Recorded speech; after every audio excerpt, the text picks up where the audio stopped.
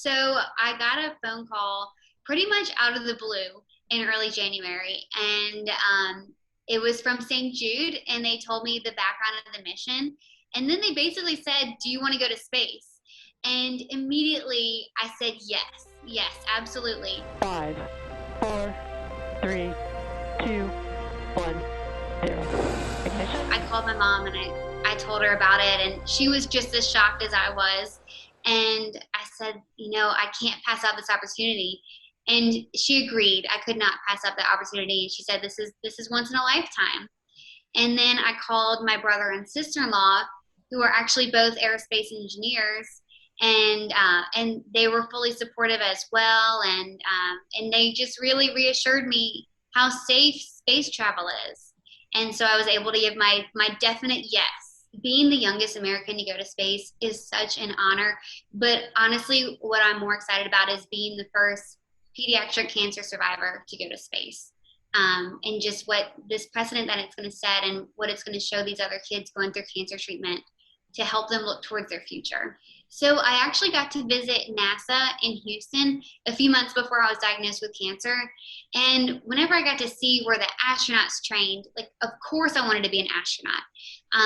But then a few months later, I was diagnosed with cancer, and it really changed my whole world. And ever since I was treated at St. Jude, I've wanted to grow up and work at St. Jude. I have an incredible job working at St. Jude, the hospital that saved my life.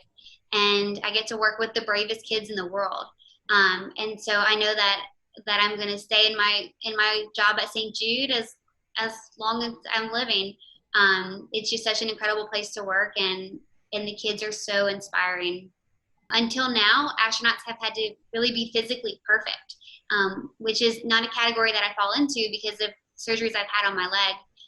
And that's one thing I'm so excited about with this mission is it is opening space travel up to anyone. I've had so many questions from what am I going to wear in space? What am I going to eat in space? Can I put on makeup in space? And those so silly little questions, but also like, how is this working? Like, how is the rocket going up? How are we going to orbit the Earth?